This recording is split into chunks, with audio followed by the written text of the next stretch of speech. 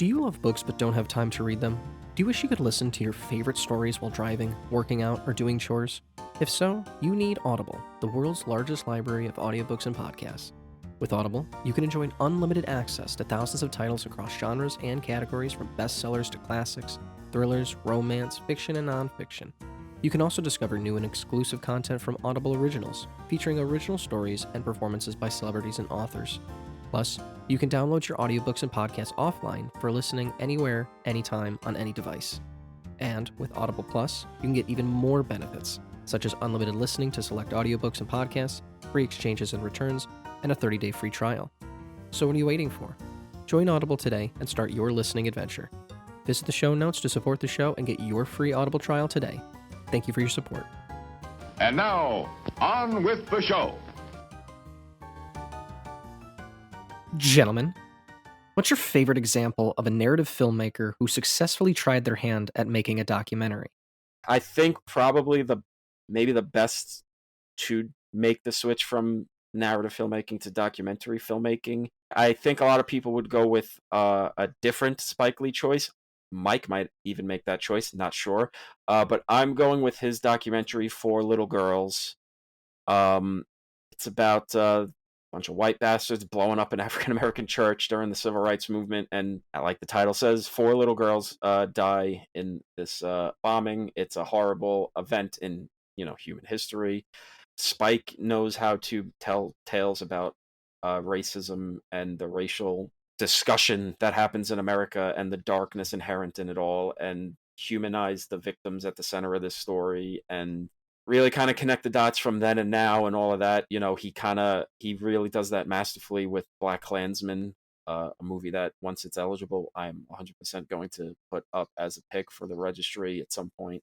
But I remember watching Four Little Girls. It was on like HBO Max or something at some point. It was like, let me watch this. I was in a Spike mood, and it was one of my blind spots for him. And Four Little Girls was just kind of a knockout, kind of a must-see. I don't even know if it's the first, but kind of like the opening salvo of him being one of the best documentarians working, even in his fallow period in the 2000s and the early 10s. You could always rely on, Spike's making a documentary.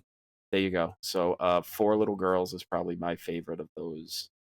There were a lot, as much as Tom is right, and I agree that it's a small group, choosing amongst that small group can be a bit tricky. I really wasn't sure which way Tom was going to go. I wasn't sure which way I was going to go until I'm speaking right now. There's a part of me that admires something like somebody like Sarah Polley, but of course, I wouldn't go with Sarah Polley just because she hasn't made enough documentaries or narrative films yet to necessarily plant that flag compared to somebody like a Martin Scorsese, who, No Direction Home was a formative film for me when I was young. I mean, I bought that DVD at Target and watched that 4-hour Dylan documentary over and over again just for the brilliant way that he structured it. But if I've got to put my finger on one, it's a filmmaker who is definitely a notable narrative filmmaker, but whose documentary work has now become so prolific that I might argue I prefer them as a documentarian than a narrative filmmaker now, which is Werner Herzog. Everything from Grizzly Man to Cave of Forgotten Dreams, Lessons of the Darkness, Into the Inferno. I think that the thing that makes Herzog so interesting, and it's true of Scorsese too. There is a language to the way that Scorsese makes documentary, like Tom acknowledges Spike Lee, it's true of too. But there is something about Herzog where it's not just that he's so good at it, at documentary filmmaking, even though he's, going for that ecstatic truth thing. It's the fact that a Werner Herzog documentary can only be made by Werner Herzog.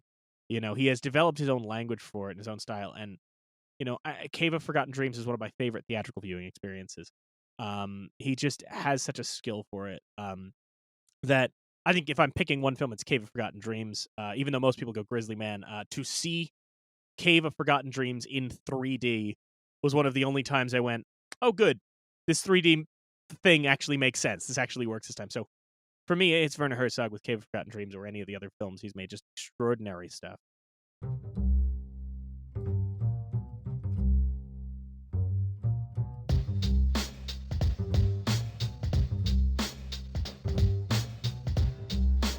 Every year since 1989, the Library of Congress has selected 25 films to add to the National Film Registry.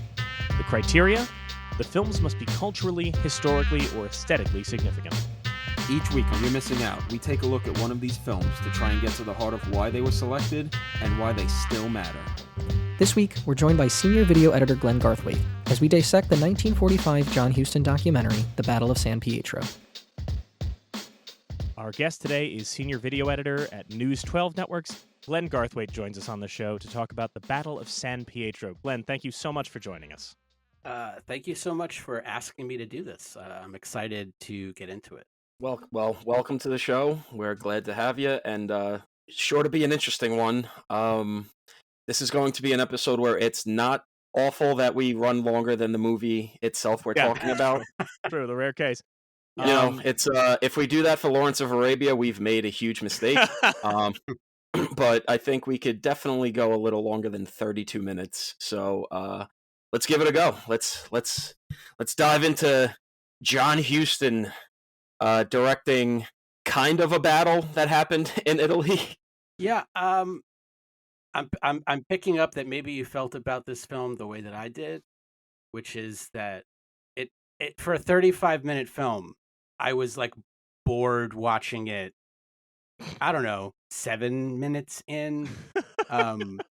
Here's my thing right off the bat, because when I read about this film and like what makes it important, it's supposedly the first of its kind, where you had a filmmaker at a battle filming it as it happens, and then I guess we sort of find out in recent times that a lot of that stuff was staged. Mm-hmm. I think it makes me question: is the film as important as we have thought it was? Well, that's the beauty of John Huston, baby. He's a little rascal. He's oh well, we didn't get the footage of the actual battle, so we faked the battle. But then we showed actual real bodies that were killed in the actual battle to make it seem a little more real.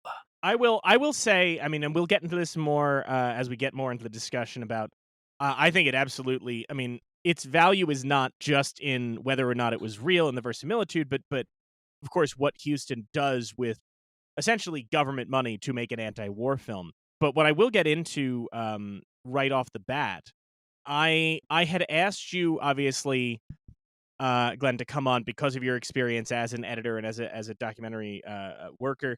I should also note that, just want to get it out of the way up top, we are recording this at 10 a.m., which is very different than the time that Tom is usually, Tom, you're usually rolling out of bed about 2 hours from now, right? Yeah, this is an early one, which, in some respects I'm okay with, give me the rest of the day to be a lazy bum. So it's important to note that because we want to be honest up front about the behind the scenes here instead of telling you all about what actually happened behind the scenes 50 years later, right? That's our strategy here. We're just going to be blunt about it and what we're kayfabing here. Speaking of which, Glenn, you are obviously, as I noted, a video editor. You were also, I don't know if you will still take that title, but you were when I first met you, you were a writer, and you were one of the people that encouraged me to pursue writing as my career. So 30-something paid professional writer, Mike, thanks you so much for that. But 20-something working at a cash register, Mike, is very mad at you for doing that. I just want you to know. Very upset. Encourage you to follow your dreams. Yeah. So thank you for that. I'm so glad you came up with this. What was your, if I may, before we get too into the film itself, what is your familiarity and relationship with, and I guess two things. One, those 1940s American wartime propaganda films, and also, in general, just your relationship with John Huston as a filmmaker. So, in terms of these propaganda films, this is probably the first one that I've ever seen, so I didn't really know what to expect going into it. I feel like documentary filmmaking has come a really long way since 1945. So there are things that I would have loved to have seen in a film like this that were not there. I think, namely, I feel like visually, right? Visually, he's really close to. I mean, let's forget the fact that it's staged, but he's really close to the action visually. But in terms of story, we don't really know anybody in this film, and I wished that we got to know some of these guys. I think I took some notes. There's like at about 8:53 into the film, it's like the first time we really see these guys' faces.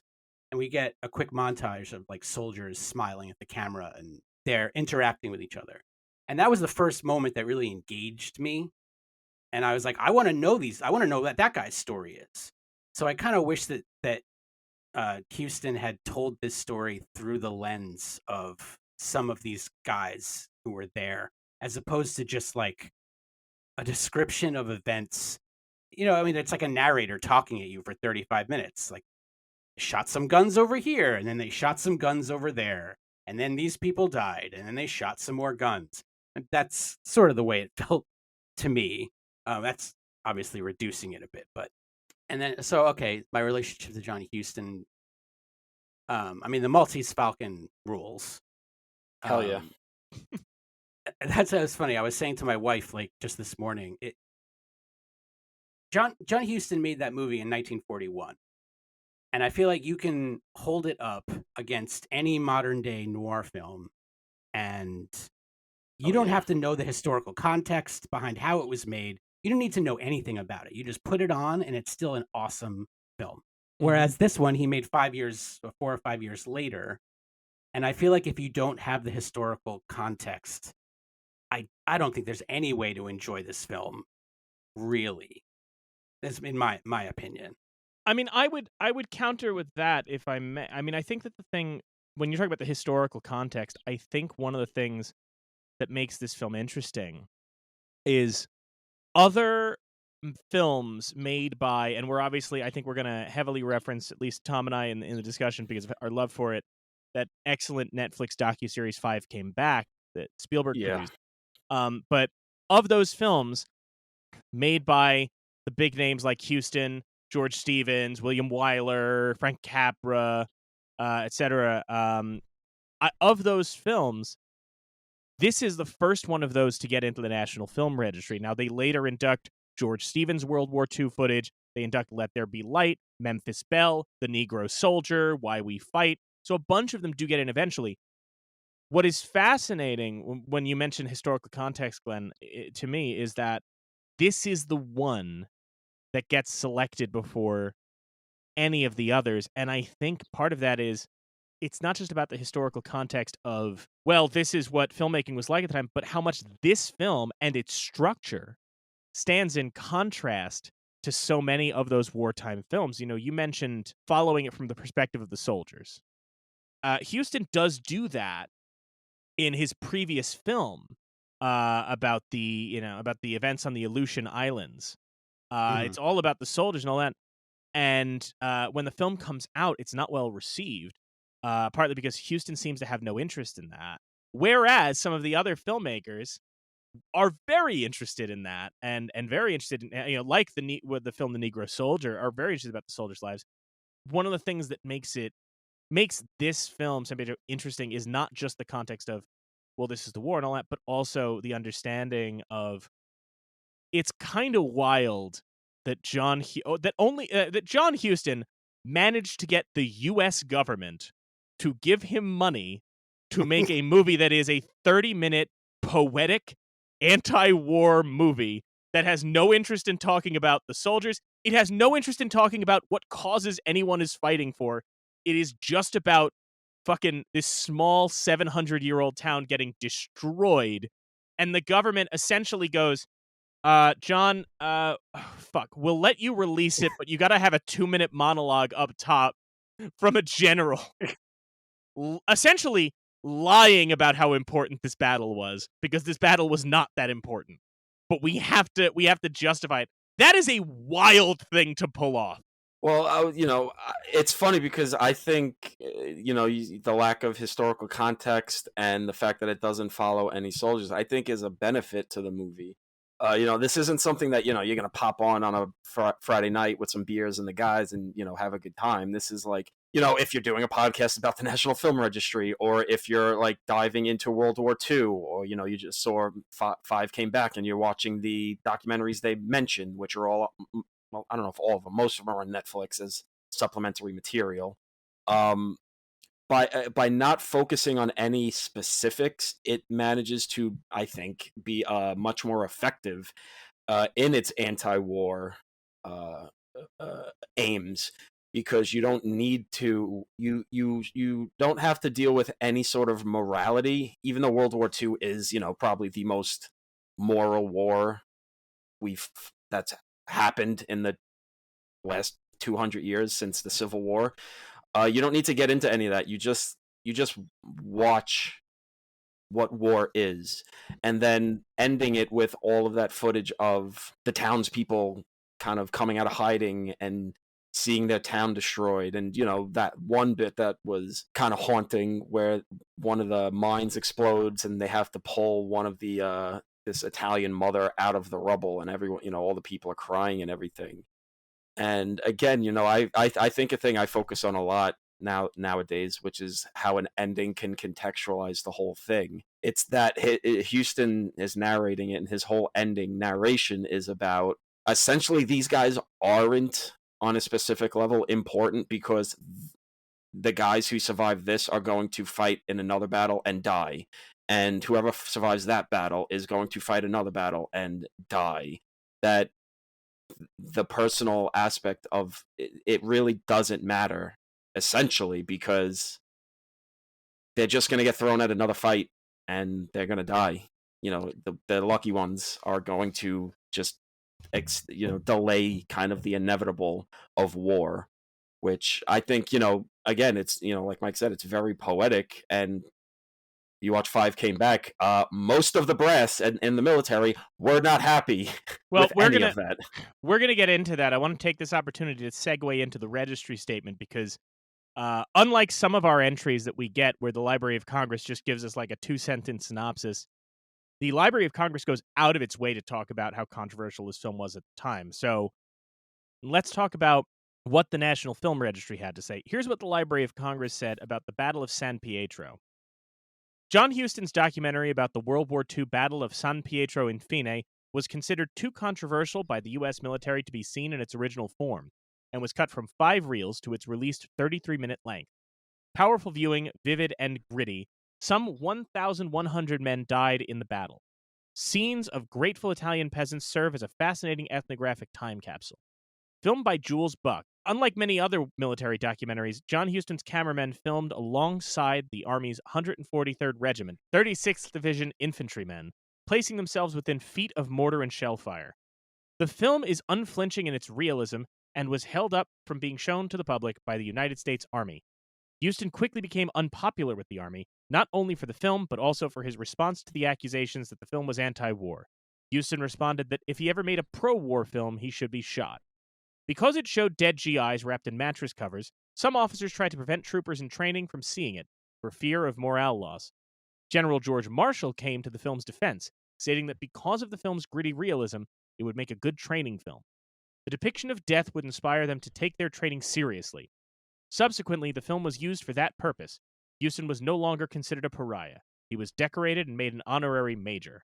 And I want to just follow that up real quick with a quote from the National Film Preservation Foundation that I think is very important, where they say, "What is most uncompromising about San Pietro among combat documentaries is its refusal to claim that the battle we've experienced in such detail was in any way distinctive or decisive, and thus its refusal to bestow special military significance on the soldier's sacrifice." So, in a sense, both the Preservation Society and the National Film Registry are kind of acknowledging that what makes this film stand out from kind of the other war propaganda films of the time is, I guess there's no other way to say it, that kind of John Huston perspective and that John Huston touch, right? And that's not true of all of the films that get made at this time. It's also not even true of all the films Huston made at the time. That the Aleutian Islands film that the actual proper title escapes me, but that's just kind of straightforward filmmaking. He also makes an Air Force recruitment film in, I think, 1942 with Jimmy Stewart just showing up at a college and telling all the kids on campus why they'd make a good fit for the Air Force, which is weird to watch. Kind of boring. You know, not gonna lie, if Jimmy Stewart showed up at my college and told me to join the Air Force, I might have done it. If it was Jimmy Stewart. Well, if Jimmy Stewart showed up to our college and told us to join the Air Force, I'd say, "Oh God, the zombie apocalypse has started." Glenn, I know you said you haven't watched a ton of these old wartime films. I recommend seeking out some of them because when they have to pull Hollywood celebrities into it, it's always a little weird. Yeah. Especially because Jimmy Stewart is a big star, so he gets to do Air Force recruitment. But the B-level stars have to do like the much more dry and specific films. So you can find, if you feel like watching something that has no entertainment value whatsoever, Ronald Reagan had to do a bunch for the Air Force that were him explaining like specific strategies. And it's just him sounding bored out of his skull in front of a room of guys going, and you're going to want to remember that your formations require a V-wing structure. And you're like, oh, this is the driest shit anyone has ever been asked to do. Well, he was probably bored because he knew, like, oh, these soldiers are going to have to go kill other white people. And we know Reagan only cared Tom, about the Pacific Front. Yeah, What? I was going to say, before you say kill him, that, trust me, guys, you know, Tom, you said they included some of the, a lot of the supplemental stuff for 5 came back on Netflix to watch in full. There's a couple of those they left out. Interestingly, a couple that Netflix went, we shouldn't let this be seen by people again. We shouldn't. Know Your Enemy, Japanese, should not be seen. Private Snafu should probably stay away. Donald, what was it? Oh my God, there's one that's, is it Bugs Bunny slaps a Jap, where you're like, oh, this should never be seen by human eyes. This should never, ever be seen again. Well, that's a whole other argument. I kind of disagree with that. Not No, in like a joking way. Well, what's interesting is the Army, a fascinating thing you find out in 5 Came Back is that for a lot of these propaganda films, it was actually the Army stepping in and telling these filmmakers, this is too racist. Which is like, it's counterintuitive in a sense where like you would assume like it would be these filmmakers kind of going, we must stand for our fellow man, and the Army going, make them look bad. And instead, like, Marshall, I believe, was very George Marshall, who stood up for this film, was also very instrumental in like when Capra and all them were making Know Your Enemy Japan. He was like, this is terrible. This is really dehumanizing, and we want to have a relationship with these people and these countries after the war ends. So absolutely do not do these. Oh, I don't disagree with like that sentiment at the time. What I'm saying is, I think, you know, because this is a conversation me and you have had a lot, which is how this country has just forgotten how we treated the Japanese in America during the war. And it's a thing that we've just forgotten. And especially in the last 4 years, you know, during COVID and everything, how anti-Asian sentiment rose again. It feels like something I feel like we kind of need to acknowledge, of just like, no, we've done this before. We've dehumanized these people before. Yeah. Let's not, you know, because they put a disclaimer at the beginning of this one saying, you know, there's some content that blah, blah, blah. You do that again, you know, fucking nobody's going from showing their kid Coco Lemon to an anti-Japanese fucking propaganda film on Netflix. You know, that's a very specific lane. You were so close. It's Coco Melon, and I like that you were 90% of the way there. Well, listen, I have a niece that watches it, so but it's also like, I get so annoyed by it, where I'm like, just show her Animaniacs or something. Let's get her started with insanity early. She needs to see the fingerprints joke at an early age. You know, we'll get back to the actual discussion. I think that's actually something.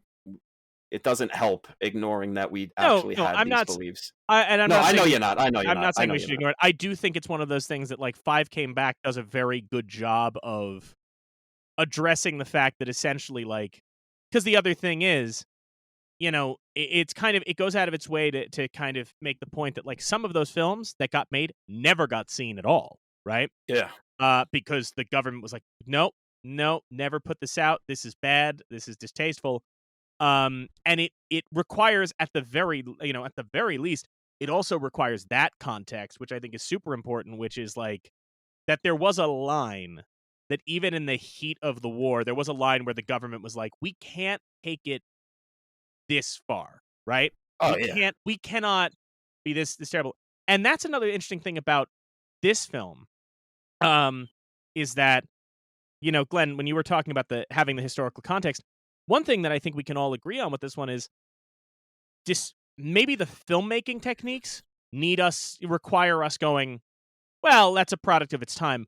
But there's nothing content-wise in this World War II propaganda film that requires us to go, well, that was a different time, right? Like, there's nothing about that side of it that I do think is very interesting, because that's not true of most of the films of that time.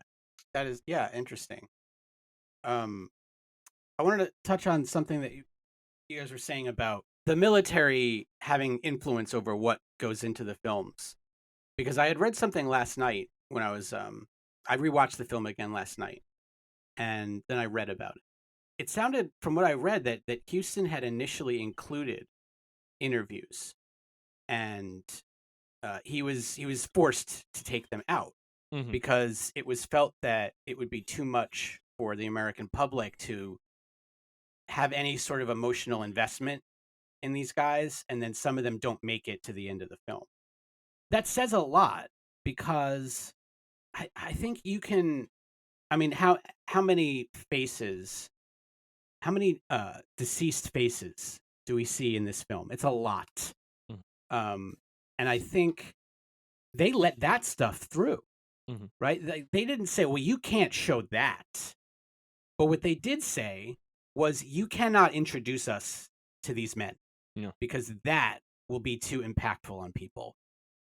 And I think that says a lot about the power of documentary and what would have made. I think they're acknowledging what I think I responded to about the film is that it doesn't have that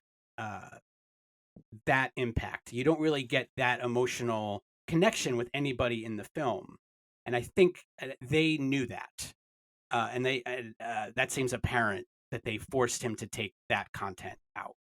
I would say that you're absolutely right, but I also think the interesting thing is it also has a different effect by not having those interviews, which is, and it doesn't affect us now, right? But you're right in that by taking out interviews, it makes it harder for the viewer to connect any of those deceased faces we see with a specific person or a specific personality. But what that also does for a viewer at the time is it then means that when you see those deceased faces, no, you can't connect it to a specific personality. So instead, especially if you're a young man at the time, you are forced to look at every one of those faces and go, that could be me. Yeah. I could wind up that guy. And so it's that interesting kind of dichotomy in a way. It makes it harder for you to feel like you know the people within this company, right? And connect with them. But it also makes it easier for you, if you are a prospective soldier or you're in training or anything like that, to project yourself onto that. And it's this interesting thing because, you mentioned his issues with the military there. Obviously, Huston goes on to make what is arguably the first documentary to explore post-traumatic stress disorder later on with Let There Be Light. Did you come across anything about that when you were reading up on his conflicts with that? No. Look into it. It's a fascinating thing. It never got a proper release until like years later because Huston was like, yeah, I want to show soldiers in a facility recovering from what was then kind of still under the idea of shell shock, right? Yeah. And it is, number one, I mean, harrowing to watch from just the understanding of like what these guys went through, because we do not talk about the PTSD suffered by people who fought in World War II. We talk about it with World War I, and we talk about it with Vietnam. We don't talk about it really with World War II. And I want to be clear, Let There Be Light can be upsetting to see what these guys are going through, but it's not Titicate Follies, right? No. It's not about like these guys are suffering in a hospital. It makes the hospital look great. The nurses are wonderful to these guys, and these guys are shown smiling at points, but it is interesting to see like you're acknowledging, and I think you're right. Battle of San Pietro does not want to let you get to know these guys before the battle. But then in Let There Be Light, John Huston is all about wanting you to get to know the men who came home. That sounds like a film that I would really like to see. Look, it's in that 5 Came Back collection on Netflix. It's in the National Film Registry, so we will be covering it several years from now in a future season. I think that in the end, and San Pietro is a part of that. I don't know if I'd necessarily talk about, I don't know if there's necessarily a trilogy in here where I'd be pulling in the Aleutian film or anything like that, but it is kind of interesting to look at, of all of the filmmakers who went overseas.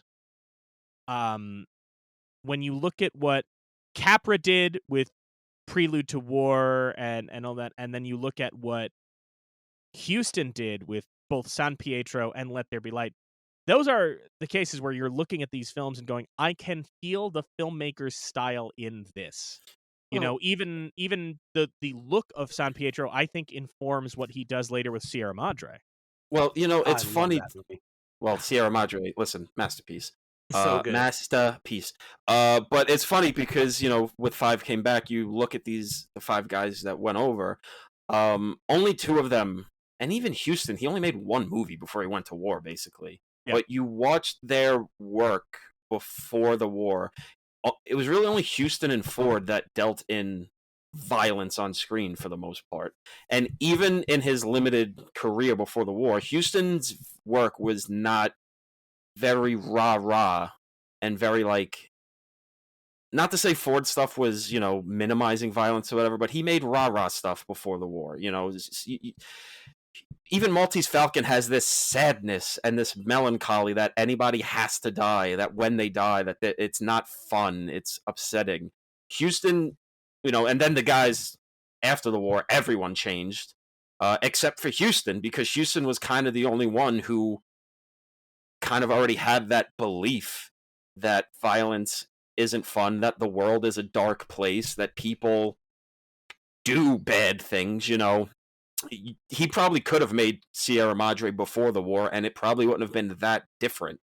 But it is interesting that he kind of tricked or accidentally fell into being allowed to make his own work under the military's, purview. It's kind of funny like that. And I don't know why. I think just in this discussion, it's funny between you talking about this San Pietro and then Let There Be Light. I feel like those 2 Huston documentaries greatly affected Spielberg, specifically in Saving Private Ryan, because the beginning of Saving Private Ryan is San Pietro. We don't know any of these people. They are not characters. We know who Tom Hanks is, so we have that little bit of a connection, but we just see faces running into the meat grinder, and it's affecting. And then the rest of the movie is almost like Let There Be Light, watching these guys deal with the shit they've gone through, and the effect, Tom Hanks with his shaking hand and his crying fits. What's his? I think it's Giovanni Ribisi can't sleep. Barry Pepper can sleep because that's the only way he can react to war. He's just shuts it out. It's interesting that you could connect Saving Private Ryan, which it's in the registry, so I can't. It's not my pick for this episode. Spoiler alert, guys. But he kind of used those 2 things, those 2 movies, to inspire, probably the greatest World War II movie ever made, if in arguably the top 5 war movie ever made. It's interesting to see that, especially when you see 5 Came Back and Spielberg was like, yeah, I was kind of pissed when I found out San Pietro was faked. Yeah. But it's funny because, Jesus Christ, if anybody working today is affected by World War II without having been to World War II, it's Steven Spielberg. It's funny that he was mad, but then almost like, no, but yeah, I get it. I saw the overall power of the thing. Well, with that, let's talk about the faking, because I think we all want to. That's something we'd all want to dig into. It's part of the. That's the elephant in the room. I think that we should touch on the fact that the reason that Houston restages the battles is that they wanted to send Houston over to Italy, to San Pietro, to capture the Americans liberating a city. They wanted footage of the Americans liberating a city. They hadn't been able to get it. They send Houston over. However, by the time he gets there, the city has been liberated, right? The troops are still there and all of that, but the battle itself has actually happened. And the first thing Houston bears witness to is the rubble and destruction of this city. So that puts him in a bind in two ways. Number one, he does not have, he's not going to be able to bear witness first person to this city being liberated. And number two, this city sure as shit does not look liberated, right? Yeah. Which is another factor, is like, there's not going to be, if you were there in media res, right, and you were there as it was happening, maybe having a destroyed city probably doesn't look as bad because you're like, hey, it could have been worse. But you're starting out with looking at a city that has been bombed to shit. And I think that the interesting thing about Battle of San Pietro, and I made sure to note this when I was watching it over again this morning, is the fact that one thing that makes this makes the film so compelling to me is the idea of thinking about, I don't think we get this movie, and I'm not just talking about recreating the battles. I don't think a movie about the Battle of San Pietro looks like this if Houston wasn't starting at the end, right? I think that a city where you are there and you are first-person witness to the soldiers liberating it, the aftermath doesn't look as distressing because you are conscious of the fight that had to happen to liberate it. Houston starting out by seeing, essentially, this 700-year-old city in rubble and being told, all right, John, here's your job. You have to make everybody excited and everybody back home thrilled at this. That I think that informs the fact that rather than, and I again, this is not to say that you're wrong saying the film should have been focused on the soldiers or anything like that, but I do think that knowing that he started out seeing the rubble of San Pietro explains why Huston decided that this film's main character, rather than being the battalion or anyone American or anything, that this film's main character is San Pietro. He starts the movie talking about, showing you like the destruction, but by saying, last year was a bad year for grapes and olives. He's telling you about the history of San Pietro. And essentially the story we get to watch is, he starts out telling us about what San Pietro has been like for 700 years. Then a battle happens, and then we see the people of San Pietro, and we see their patron saint blown up on the wall, and we see them digging up bodies. And I think that, obviously we're going to talk about the faking of the battle itself, but I do think that like all of the decisions in this film are informed by the fact that he arrived in the aftermath of a battle rather than before it, right? I think that has such an effect on why this film is structured the way that it is. I also think that the most compelling footage in this film is, and Tom mentioned this, when you see the people coming out of hiding in the mountains and you see their faces and you're with the children. I mean, that stuff to me was the best footage that he got. And we don't know what's real and what's not necessarily, but like, it seemed to me like that's authentic. And I think that's what makes the end, for me, the most effective. Because it seems like that's the stuff that's real. And not to, make myself seem like the biggest idiot in the world, but it's been a few years since I watched Five Came Back, so I forgot that San Pietro was all the battle stuff was faked. So I watched it and I'm like, oh, this is really good. I bought it, and then I watched the Five Came Back again, and I was like, oh, now that you mention it, you don't actually see the battle in the city. It's all hills and trees and nothing actually in the city.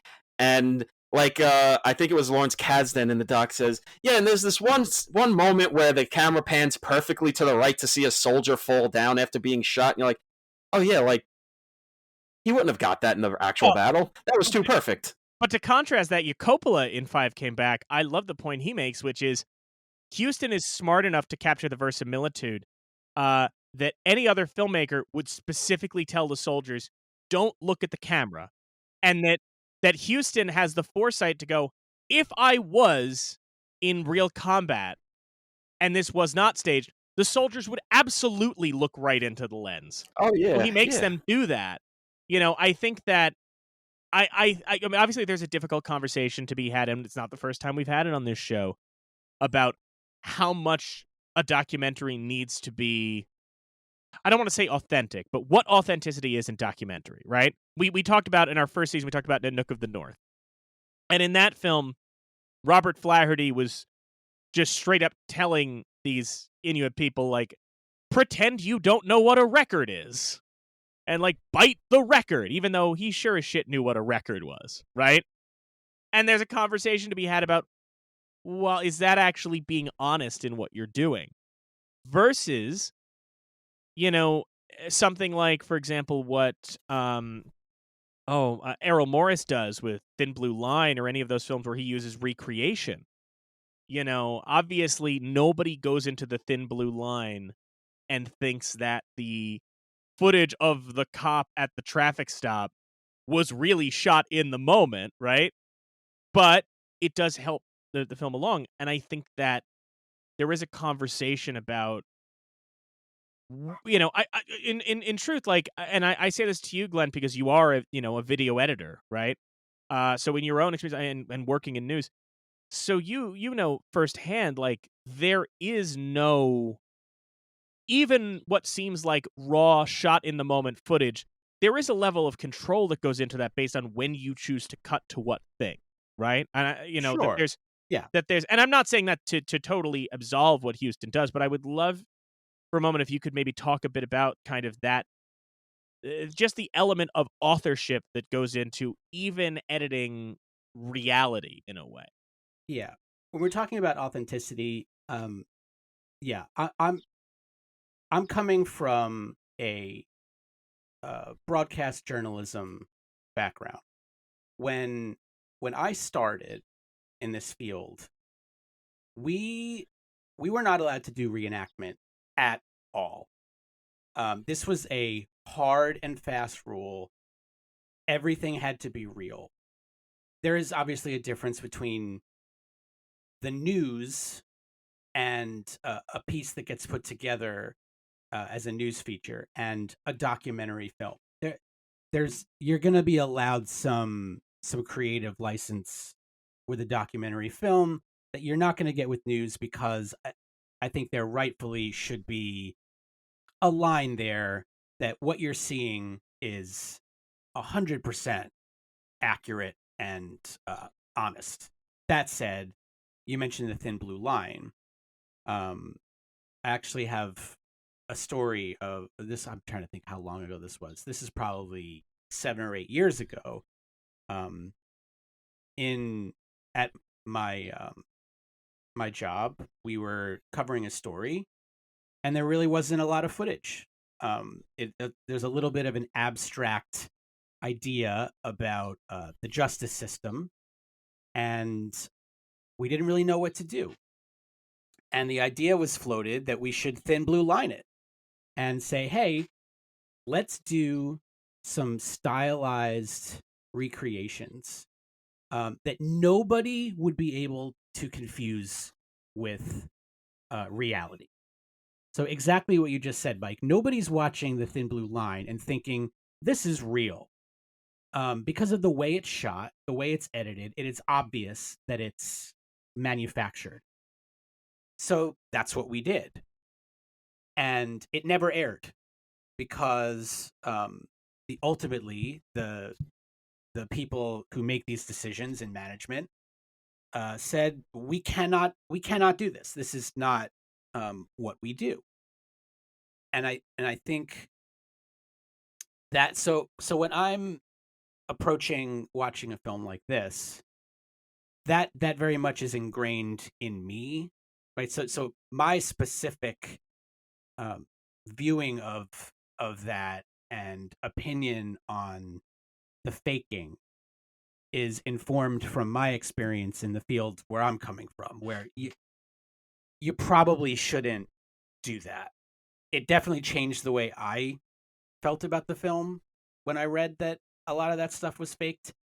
And I think that when I really think about the moments in the film that I like and dislike, I think it has to do with the authenticity. I think I actually find myself bored by some of the action sequences in the film. And without even knowing that they weren't authentic, I feel like that has to say something.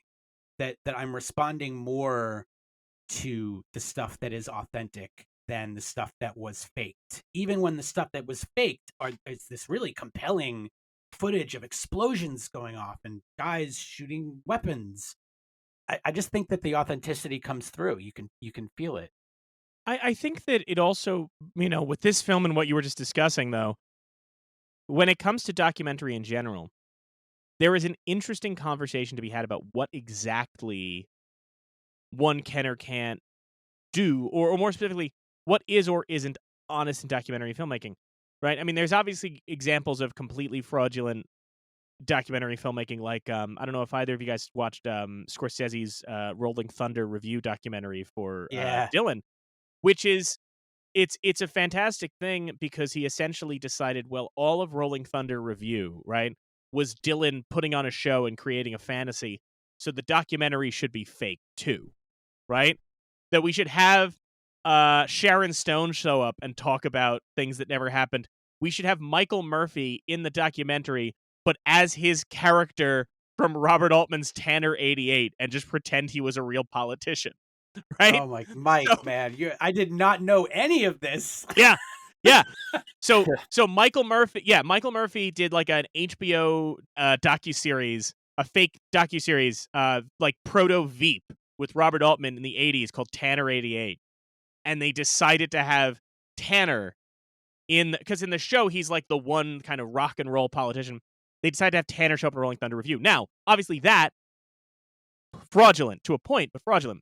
But the question kind of becomes with any of this, where it's not entirely clear where the line is, nor should it be. I think it depends on the circumstances. But, faking a soldier getting shot and dying, right? Having a living soldier pretend to be shot and die is a line for a lot of people. And I'm not saying it shouldn't be. Conversely, okay, you're filming a battle scene, or you filmed a battle. Let's say you actually did film a real battle, and then you wanted to get a close-up of the soldiers loading a missile into a cannon, right? So later you go, hey, show me how you loaded the missile into the cannon. You film that, and you edit it into that. You still filmed a battle, but that one shot didn't happen on the battlefield. That could be a line for some people, but it might not for others. Then there's things that like we've all dealt with, which is like in any of the work that we do, which is, okay, you're interviewing somebody and they're giving you a statement. You ask them a question, they give you an answer, but the wind is blowing and it fucks up the sound. So you later ask them to give you a second take of them answering that question and you edit it together seamlessly. That's probably not a line for most people, but it is us doing a little bit of magic to make something a little smoother, even if it's not exactly how the conversation went down, right? Yeah, it's funny you said the word magic, and this morning I had actually read Martin Scorsese had a quote about San Pietro where he essentially seemed to be saying, like, who cares? Who cares what he faked? Who cares what was real? It's cinema. It's the magic of cinema. And I was like, all right, that's a super Scorsese take on this issue. I love that you've got Spielberg. The perfect summation of these two men is Spielberg going, I was so upset when I found out that he faked the Battle of San Pietro. And Scorsese, when asked about it, goes, who gives a shit? Yeah. I love that you have those two parallels. I mean, that's pretty perfect for both of them. I do think an element that kind of helps this movie's case in the faking element is that, yes, he faked the battle, but he is using real munitions. He is having the soldiers fire real weapons. He is capturing them blowing up real explosives, and we see that. I mean, one of the best shots in the movie is when it's completely black and a gun will start firing, and you see the muzzle flare, and then it goes to black, and then you see an explosion, and it's in the sky. It's kind of just merging the two visuals together. So I think, in my opinion, that he's, even if it's a fake battle, he's capturing the intensity and visceral quality of real weapons actually firing, which is, again, for the purposes of showing the American public what is actually happening in the war and kind of prepping future soldiers like, hey, this is what it's gonna look like. Even if it's not a real fight, these explosions are gonna go off, these guns are gonna fire around you, you're gonna be one of these bodies wrapped up in mattresses at the end of the movie. Are you okay with that?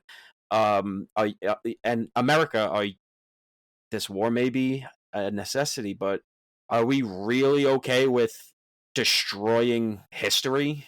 This 700-year-old this village that's older than our country. Pearl Harbor happened on American soil, but that's a thing most Americans, 99% of Americans, didn't actually see or really get affected by. So America is sending people off to war, and we still are doing it today, which I think affects a lot of how people think about war. They don't have the context of what's actually happening, the destruction that's being laid all across Europe. So I think, like Mike was saying, how he sets up the backstory, the lore of San Pietro, as you were, coming to you in an 8-episode Disney Plus miniseries next year. And then just having that, well, here's what gunfire and mines and everything actually look like, and here's dead bodies, and then here's the people that we're liberating coming out of their hiding spots, digging people out of rubble. It's maybe a little fake, but you compare that to act like these bullshit World War II movies that they're making at the time. It is a much different visceral experience than watching, like, an Audie Murphy movie. The Green Berets, or whatever. Yeah, like watching whatever bullshit John Wayne was doing. Which, again, I love bringing this up all the time. It always tickles me pink that once John Ford came back from the war, he spent the rest of his life busting John Wayne's balls to his face that Wayne didn't go to war, and Ford was like, I'm a fat 50-year-old fucking Irishman who went to war, and you, Mr. Big Shot football player, action star, oh, I had a bad knee, I can't go to war. You're a pussy. Well, the actual quote that I love is there's something they're filming a war film after he comes back, right? After Ford comes back. And at one point, I want to say, it's not Donovan's Reef, but it's one of those films. They're filming it, and Ford at one point he's making him do John Wayne, making him do take after take of saluting, and it's just not working. And Ford snaps at one point and goes, "For God's sake, John, can you act like you actually served?" And you're like, Jesus Christ! I love that grumpy old bastard. Oh my God, he's such a cantankerous piece of shit. Speaking of which, just taking Wayne out back to the woodshed and just beating him with a rubber hose. I love it. 5 came back, uses vintage footage of interviews with Capra, Ford, and Huston. And Ford, by this point, is his typical miserable bastard self, right? Sitting there, the grumpiest son of a bitch on the planet. You can tell that he, number one, doesn't want to be having this conversation, and number two, is already dreading Peter Bogdanovich showing up at his door again.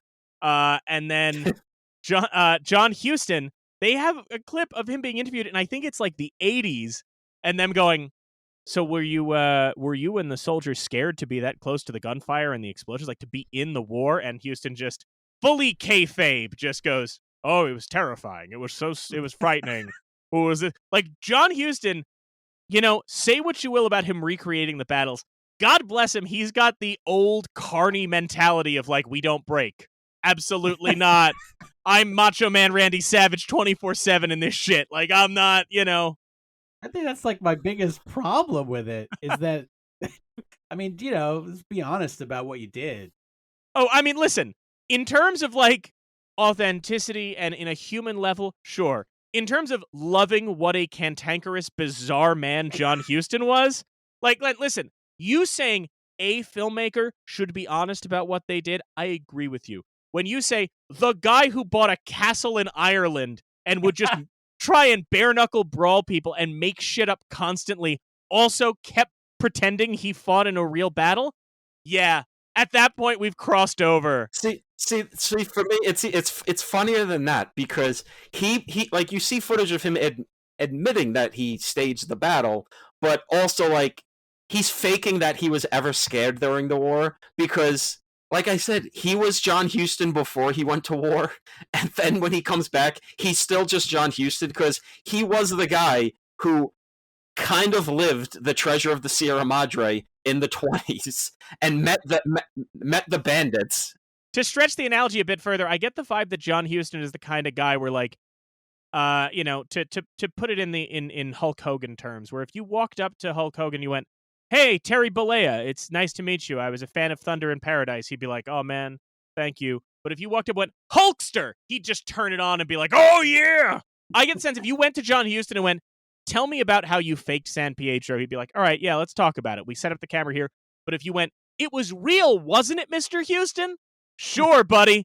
Absolutely. You betcha. It feels almost like after the war, a lot of people probably said, "Stop acting like nothing happened. Stop acting like you weren't in the war and you're still just your usual, like, wacko, like, marauding, carny self. Okay, fine, I'll pretend I was affected by the war. I'll still say it was fake, but I was affected by the war." Well, that's everything with John Huston. Like, even the same way you'll hear people talk about, like, John Huston didn't talk like that. He did, for the most part, right? Like, he still had that voice, but people will tell you, like, all of that long, drawn out, like, like, he had a vibe that he knew when to turn on. You weren't just like, Angelica wasn't just like when she was running around the house as a kid being like, "Dad, you want to go outside and play catch?" And he wasn't chomping a cigar going, "I'm not sure if I have the catcher's mitt." Like, there was levels. He wasn't Gandalf 24/7. No, he was an actor's son. He knew how to put it on, Which, by the way, if anybody wants to look up, we're winding down, but a fascinatingly weird film that Walter Huston did as part of war propaganda where he plays Uncle Sam. And somebody shows up to warn Uncle Sam about those racial epithets that are going to be a problem. Another thing where the government went, "Don't put this out. Don't do this." I believe it was Tolan, the Citizen Kane cinematographer. They gave him his first directing job, and they were like, "Make this film about Uncle Sam." And then he sent it in, and they went, "This is too racist. Don't make movies anymore." But pretty interesting how military just doesn't care about that anymore. Well, let's dehumanize the enemy now. Well, because even then, early on, there's a lot of dehumanizing. But I think by the time these films are getting made, the military kind of understands, like, we need to make sure that we are, number one, we need to make sure that we're able to get along with people after the war. And also, by this point, it's abundantly clear to anybody. I mean, obviously, we don't know the extent of, like, the Holocaust until they're liberating the camps. But by this point, it's abundantly clear that, like, hey, the main cause our enemies are rallying behind is racism.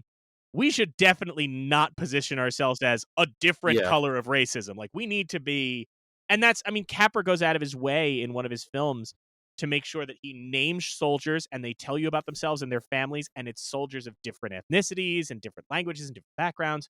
Which is a real effort there. I just have one thing I kind of want to get into, which is what your guys' feeling is about, because I've seen this conversation floating around on Twitter recently, and it never a good start. Well, never a good start. But okay, so in this you see, like, the dead bodies and everything, and it reminded me of how we lost Vietnam because we kept seeing the dead bodies and all the violence on TV. That's not a thing anymore. I don't know. I guess this is kind of a thing for everybody, more morally or what have you. But, like, do you think we should start showing the effects of violence again? Because it seems like we don't actually take like mass shootings or like war seriously anymore, because it's all just a thing we can just compartmentalize and say, oh, well, I don't actually see that, so it doesn't affect me anymore. I don't know. I don't know if I have an answer myself. I think you're onto something there. It is strange how you couldn't, in this the aspect that you're talking about right now, you could not make this film now. Yeah. They would Yeah. not let you put it out. You can't even shoot coffins. They won't Yeah. let you on the news. We can't show coffins of soldiers coming home. I think they did it. It was a bunch of years ago. It was a big deal. People lost their minds. And I think you're 100% right. When you don't let people see this stuff, you can kind of pretend it's not real. You don't have to face it. You can just ignore it. And I think it was a conscious effort at some point to say we cannot show this stuff to people anymore. Well, yeah, it was definitely after Vietnam, and we lost because everyone's like, "Fuck, we can't keep doing this anymore. This is bad. Get out of Vietnam." I would actually counter that, and I would maybe disagree insofar as I think we do show a lot. You can see a lot. I mean, look, our generation was like the first generation that grew up with the internet. So everybody knew multiple people in their middle school and high school who saw Taliban beheading videos in full online, right? Conversely, it's not like you can't find, whether it's beheading footage or even like, every time, when we had that body cam footage after the recent school shooting, that got released and aired on the news. This footage gets aired. I think the difference is now every individual has the choice and has the ability to either seek out these images and seek out this footage or not, and consciously avoid it. And I think that one of the things that made this so effective at its time, and it's even something we'll talk about in a future season, the Zapruder film was seen by so many people, not because partly because they didn't have a choice, because you had like 5 networks and they were all like, we're going to run this, right? Yeah. And I think that one element of this is, and we were talking, this happens with media in general. It is so much easier now to tailor what you consume to fit the narratives you want, that even for as much as we may, talk about the importance of footage, if on January 6th, if I put on CNN, they were showing people attacking the Capitol. If I put on MSNBC, they were showing people attacking the Capitol. If I put on the major networks, they were showing people attacking the Capitol. And at a certain point, if I put on Fox News, they were going, what if Bitcoin could buy you a dog? So it's one of those challenges, I think, now, where, because there are so many opportunities to either seek out or not seek out things, that there's plenty of footage that can be seen. I mean, look, everybody's got a cell phone camera now. You can find most of the stuff you want. I think the challenge is, how do you get it in a medium that people will actually consume in an effective way? Yeah, but see, I kind of disagree with a lot of what you're saying, because they don't show shit on, when they showed the shit from January 6th, they blurred out the woman getting shot and killed as she was crawling through. They wouldn't, it's like, oh, well, here's the footage of it, but we're not actually going to show it. It's a blurry thing. You don't have to deal with the effects of a woman getting shot. The body cam footage of a school shooting, it's always just the cops running down a hall, and then when you actually get to anything disturbing, they cut away. What's again, because there's so many school shootings or cops killing people. George Floyd. We actually saw that footage. That was actually something they showed, and Derek Chauvin went to jail because so many people saw that, and the news actually had the balls for a bit to show it, and it affected change. He was like the only cop to actually go to jail for killing a black guy for no reason. And it's because you kind of had, unless you're watching Fox News, like, again, that's another battle we have to deal with, but, like, I don't know. Would things change if we saw little kids' brains splattered across the wall after another school shooting? If you're watching NBC and they're like, all right, it's time to watch another group of 12-year-olds get assassinated, are you guys okay with this? Is this something you're okay with? I guess the question that we kind of can't resolve now, and we'll wind down, but I think the ultimate question with any of that is, would those depictions have the desired effect of affecting change, perhaps in the short term, but if you're not careful with how you employ that, do people become desensitized, right? I can speak to these decisions a little bit because I've seen them happen in real time. With something like George Floyd and a more recent example, Jordan Neely, who's been in the news very recently. And so, you know what, I'll speak on Jordan Neely because it's happening right now. When that happened and that footage was out there, we aired it because it was newsworthy. It happened. And at a certain point, a couple of days go by, a week goes by, we're still airing this footage of a person being killed. And a decision gets made someplace, up the chain of management where they go, this is maybe no longer appropriate. This person has family. They have people who care about them. And they don't necessarily need for the image of their loved one being murdered to be on TV all the time. So, and that was the same decision I think that was made about the George Floyd video.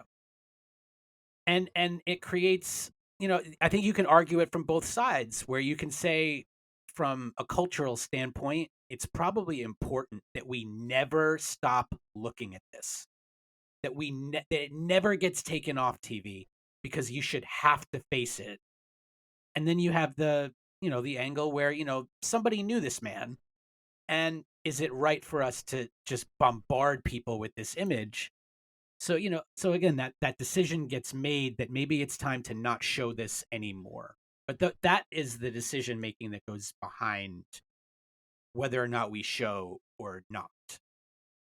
I like I said, I think it's a complicated thing. So I just, I don't think there's a simple answer, but I just figured that's something I kind of want, like just something that stood out to me watching, like.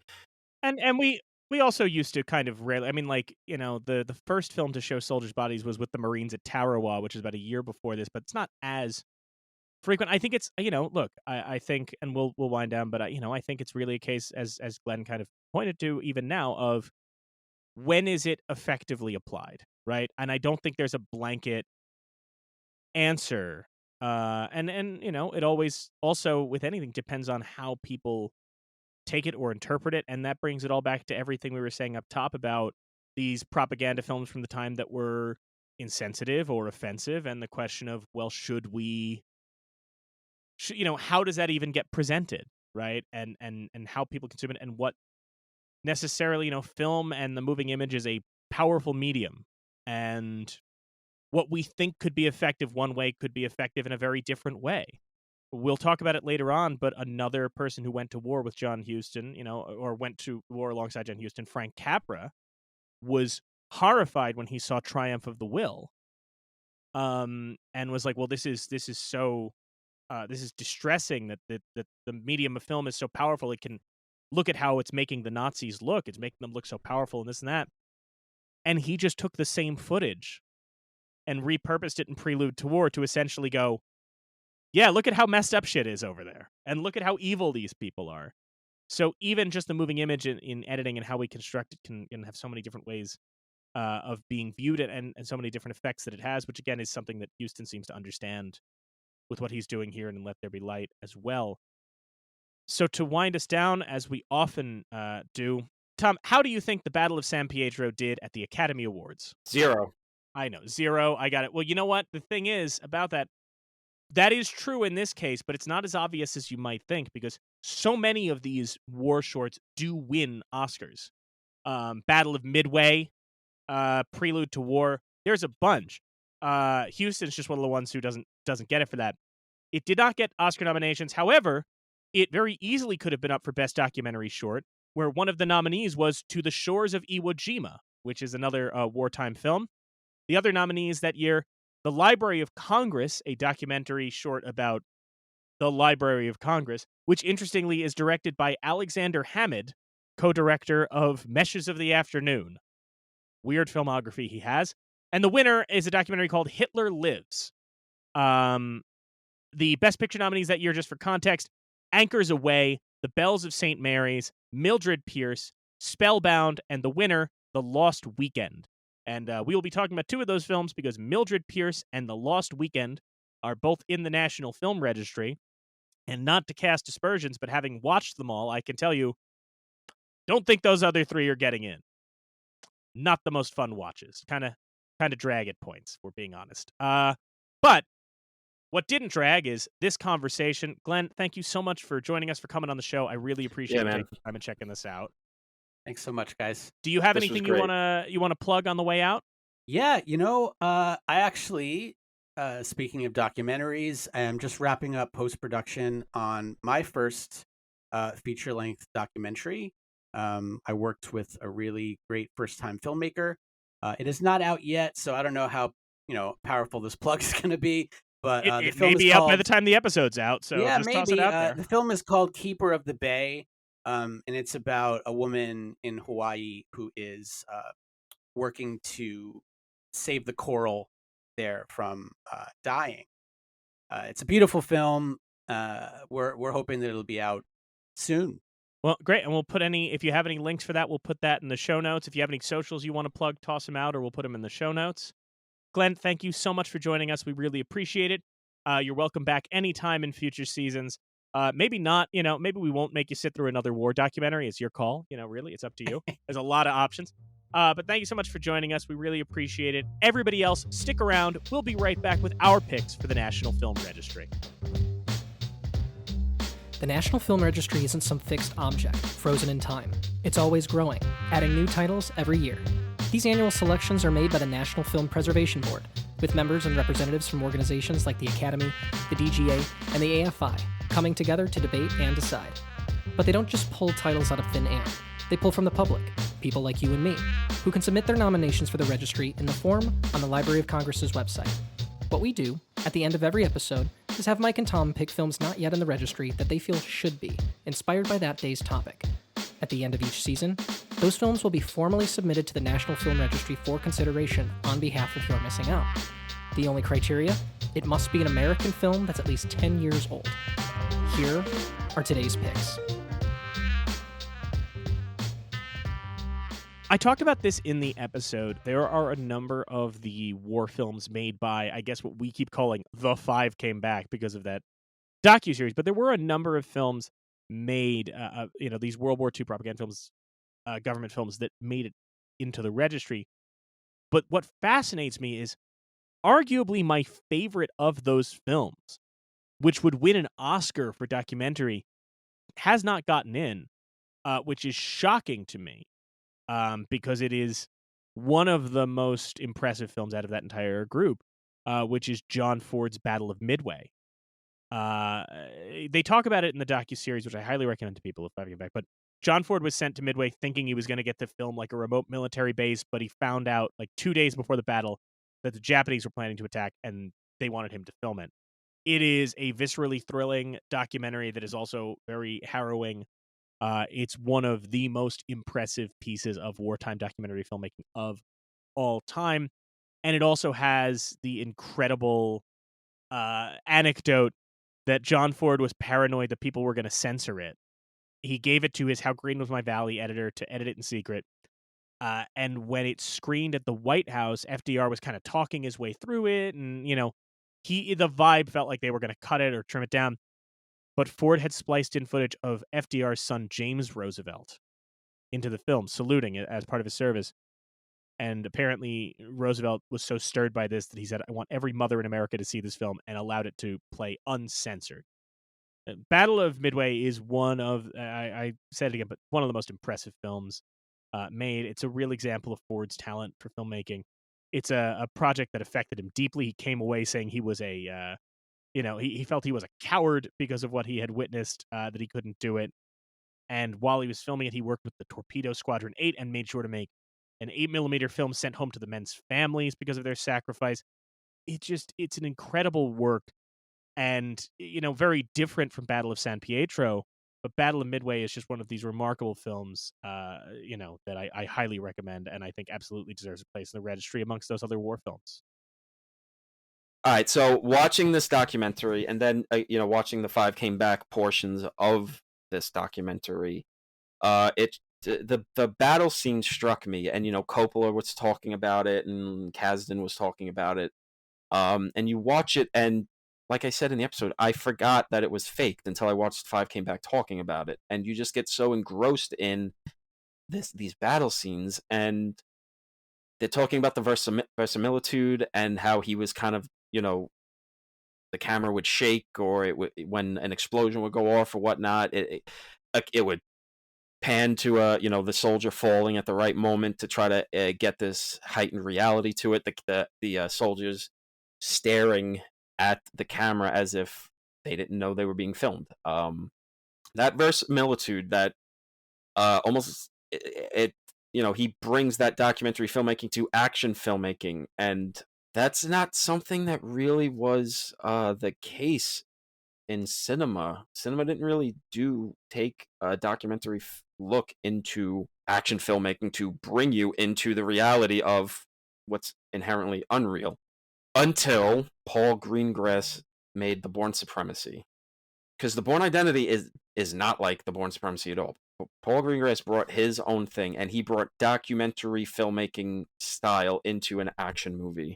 And irregardless of what you feel about it now, what you felt about it then, there was no greater action movie impact felt than when The Bourne Supremacy came out, because after that, every fucking movie was trying to be The Bourne Supremacy, bringing that shaky cam documentary like style into its set pieces, and for better or worse, it was massively impactful. Maybe only like, I don't know, fucking like Spider-Man 2 or The Dark Knight were had bigger impacts on action filmmaking in the 21st century, or at least like the 2000s. It wasn't until The Raid and John Wick and those movies came out that we got away from the shaky cam thing. But if this is a movie about, if this is an organization about preserving films and film history and the impact, there's not many movies of the 2000s that have as big an impact, as tangible an impact, where you see what it did to other films for like 10 years after it, than The Bourne Supremacy. So that is my outside the box thinking pick of the week. Let's all go to the lobby. Thank you again to Glenn Garthwaite for joining us. Next week, we take a trip to space with filmmaker Ian Faria to discuss 2001: A Space Odyssey. Don't forget to follow the show wherever you get your podcasts. Thanks again for listening, and we'll see you again next time.